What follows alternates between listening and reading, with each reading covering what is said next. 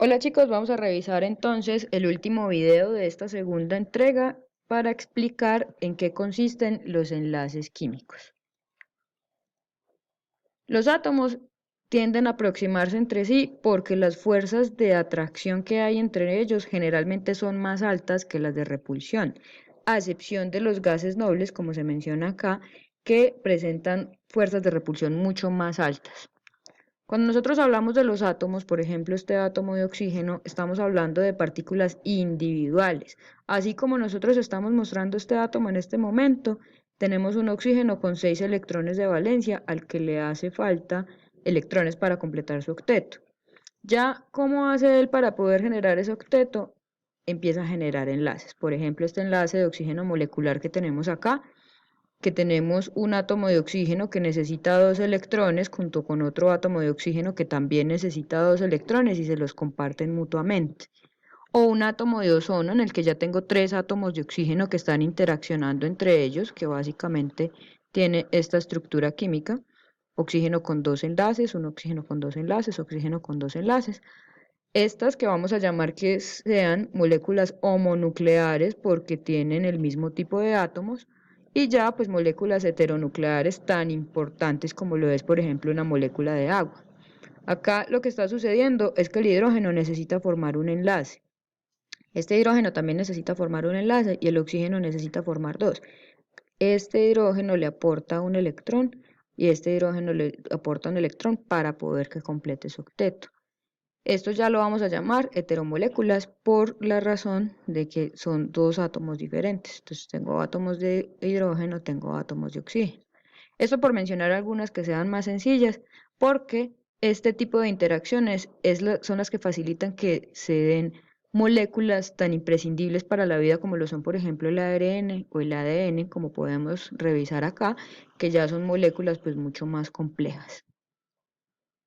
Una propiedad importante que es necesario tener en cuenta para la comprensión de los enlaces químicos es la electronegatividad. La electronegatividad es una tendencia que tienen los átomos a atraer a otros durante un enlace. Los átomos atraen a otros para poder completar su octeto, excepto los gases nobles. Si ustedes se fijan en los valores que tenemos acá en esta tabla periódica, miren que los gases nobles, que recuerden que son los del grupo 8A, los gases nobles no tienen valores de electronegatividad porque ellos ya tienen completico su octeto. Ellos no necesitan más electrones porque ya son completamente estables. Eso es lo que me dice a mí el octeto. ¿Qué tan estable es un átomo? Mientras que si ustedes reparan estos valores que tenemos, por ejemplo, los del grupo 1A comparados con los del grupo 7A, los valores del grupo 1A son mucho más bajos que los del 7A. Y si miramos acá en el grupo 1A, miren que los valores que están acá abajo son mucho más bajos que los que se encuentran acá arriba. ¿Qué se puede deducir de eso? Que la electronegatividad es una propiedad que aumenta hacia arriba y hacia la derecha en la tabla periódica. ¿Listo? Es una propiedad que no podemos confundir con la afinidad electrónica, porque la afinidad electrónica se refiere a la energía que tiene un átomo cuando capta un electrón, mientras que la electronegatividad me habla de la atracción hacia otro átomo. La regla del octeto, que tanto hemos hablado, consiste en que los átomos, para poder alcanzar su estabilidad, deben tener 8 electrones en su último nivel de energía, es decir, tener 8 electrones de valencia. Miremos acá, a partir de este esquema que tenemos de electronegatividad. El valor de electronegatividad, un paréntesis acá, es algo que se encuentra en las diferentes tablas periódicas que nosotros manejamos. Si ustedes se fijan, las tablas periódicas por acá tienen como un recuadrito y en ese recuadrito hay unas flechas y acá dicen varias cositas. Ustedes lo que necesitan mirar es cuál de esos valores que les están indicando en la tabla periódica dice electronegatividad. Cada tabla periódica tiene un valor diferente. Revisemos entonces unos casos acá. El sodio. Si lo ubicamos en la tabla periódica, miren en dónde está ubicado el sodio. Con respecto a la electronegatividad, ¿qué significa que esté a este lado? Que es baja, porque está muy a la izquierda y tendiendo hacia abajo. Como es poco electronegativo, y si ustedes se fijan acá solamente hay un electrón de valencia, él necesita completar 8. ¿Qué es más fácil para él? ¿Aceptar 7 o perder un electrón.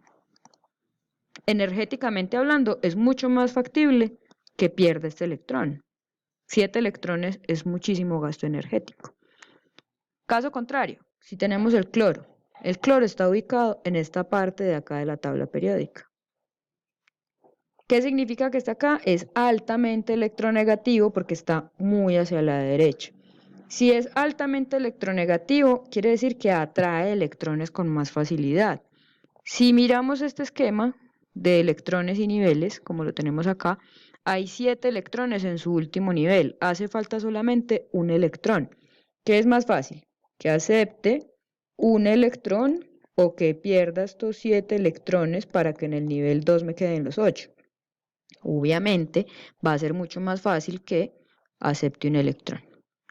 Esto por hablar de dos casos extremos, un caso que está en el grupo 1A junto a otro caso que está en el 7A. Pero ¿qué pasa, por ejemplo, con especies como el carbono, que se encuentran acá en este punto intermedio? El carbono tiene 4 electrones de valencia, 4 electrones en su último nivel. Necesita 8 para convertirse en un átomo estable. Él lo que busca entonces es compartir junto con otro átomo 4 electrones de diferentes formas, tales que le alcancen para completar el octeto. Revisemos los diferentes tipos de enlace. Cuando nosotros hablamos de un enlace iónico, la palabra clave para definirlo es que hay una transferencia de electrones entre un elemento que es muy electronegativo. Estos elementos generalmente son los que se encuentran en el grupo 7A o grupo 17, como lo quieran llamar, y otro electropositivo. Cuando nosotros hablamos de los electropositivos, son los que son poco electronegativos. Es decir, por ejemplo, los elementos del grupo 1A o grupo 1 y los del grupo 2A o grupo 2. ¿Listo? Tenemos, por ejemplo, el sodio. El sodio está ubicado en el grupo 1A, es decir, tiene una electronegatividad muy baja. ¿Qué significa eso? Que tiende a perder este electrón con mucha facilidad. Ya lo habíamos hablado anteriormente, es más fácil que pierda este a que gane 7. Acá el sodio, como lo tenemos, es lo que llamamos una especie neutra, es decir, su carga es 0. ¿Cómo se explica eso? Tenemos que hay 11 protones. ¿Por qué sé yo que son 11 protones? Porque el número atómico es igual a 11. Hay 11 protones que se encuentran en el núcleo del átomo y tenemos 11 electrones. Los electrones tienen carga negativa para una carga de 0. Esto es lo que nosotros llamamos un átomo neutro. ¿Listo? Y tenemos, por otra parte, un cloro que se encuentra en el grupo 7A, es decir, es un elemento altamente electronegativo, es decir, que va a captar electrones con facilidad. Acá como lo tenemos, es un átomo neutro, por eso le ponemos este 0 acá. Entonces, el número atómico del cloro es 17. ¿Cómo verificamos que es un átomo neutro? Porque hay 17 protones, que es el número atómico, que son las cargas positivas que están dentro del núcleo, y 17 electrones que se encuentran girando alrededor del núcleo. Más 17 menos 17, 0, tenemos un átomo neutro. Pero acá ninguno de los dos está completando su octeto.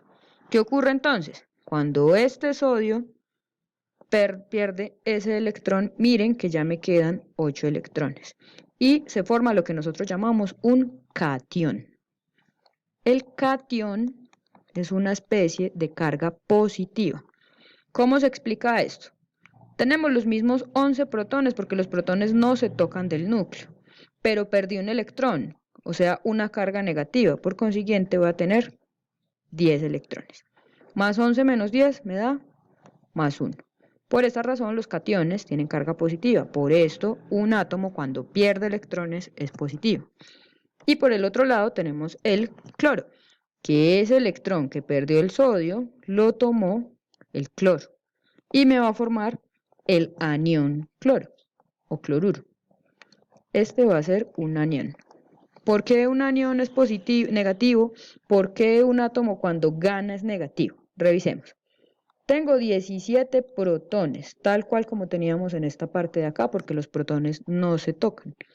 Lo que sí movimos fueron los electrones. Como ganamos un electrón, quedamos entonces con 18 electrones para una carga neta de -1. ¿Listo?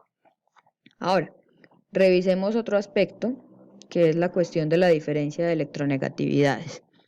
La electronegatividad del sodio es 1. La electronegatividad del sodio es igual a 1. Mientras que la electronegatividad del cloro es igual a 3. Cuando nosotros hablamos de una diferencia es una resta. Y no importa que esta resta nos dé un valor negativo. Lo vamos a tomar como un valor absoluto, es decir, lo vamos a tomar positivo. 3 menos 1 me da 2. La diferencia de electronegatividad es mayor a 1.7, por consiguiente, eso me va a indicar que tengo un átomo, un enlace iónico. Miremos algunas propiedades. Los enlaces iónicos en estado sólido me forman cristales. La particularidad que tienen estos cristales es que toman formas geométricas muy regulares.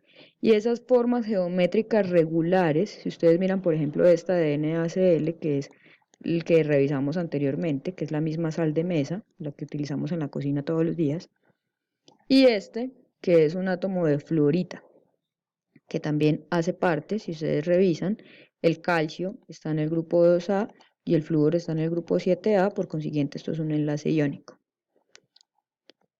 Entonces, ¿qué propiedades tienen? No son buenos conductores de la electricidad porque acá todos los electrones están bien acomodaditos acá, entonces no hay forma de cómo fluya no hay forma de cómo fluya el electrón durante el enlace.